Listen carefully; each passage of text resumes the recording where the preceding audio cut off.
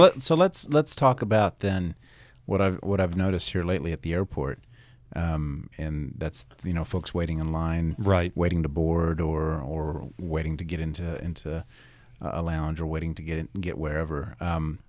So I'm sitting in a line here a couple of days ago, and I noticed that every single individual, there must have been 30 or 40, had their heads down and looking at their phone. Every single one of them. Mm. And so then I've been looking at that for the last 2 or 3 days. Did you pull your phone out and take a picture? Well, no, I should have. But what was interesting was I was going for my phone to do the very same thing when I noticed that, and I put my phone back in my pocket, and I thought, really, man, I just don't want to be like that.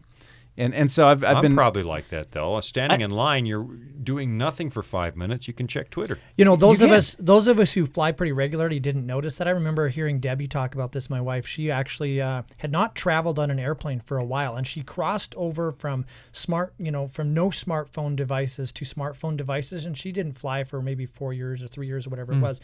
She went to the airport, and she told me how shocking it was to see everybody staring at their devices, just like you say. But she, it was a cold transition for her. They drive me nuts because if something interesting happens on that phone, they stop in the middle of the hallway in front of you. Oh, yeah. And then you run right into them. On my flight last night, I saw a newspaper for the first time in a long time. A real paper? A real paper. Made out of paper? Wow. Yeah. Get out. I didn't know they had those anymore. No. They used to give them out at the front of the plane. Yeah. Right? Now they give out iPads. No, but seriously, we're addicted to this god on this screen, on this phone. And what do you think is the addiction there?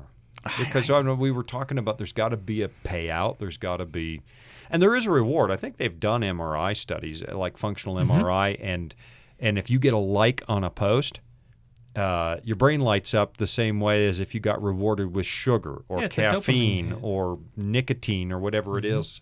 And there is a dopamine hit. It feels good to get a like on a post. Hey, people like me. People like me. A lot of it, I think a lot of it does have to do with the terminology of a neural pathway in our brain. We want that dopamine hit, and whether it's wanting the information on an article or reading something political that we're interested in, or getting likes on posts, it's all the same thing. Yeah, it's instant, so it's available. Instant gratification. Yeah, I like getting a like on a post. I mean, you guys never like my but tweets. Twitter's changing the algorithm, though, right? They're changing it, so they're going to hide the likes. I don't have a Twitter account. Get out. So that's why you don't have a Twitter account. No. Well, that's why we go on Twitter to make fun of you all day long. We know you're not looking at it. That's okay. Yeah. I'm so happy about that. None of my business what you think of me. That's right.